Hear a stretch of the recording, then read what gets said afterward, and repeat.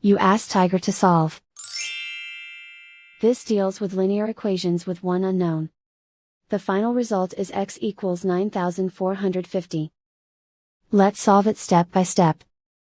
Swap sides. Isolate the x. Multiply both sides by 12,600.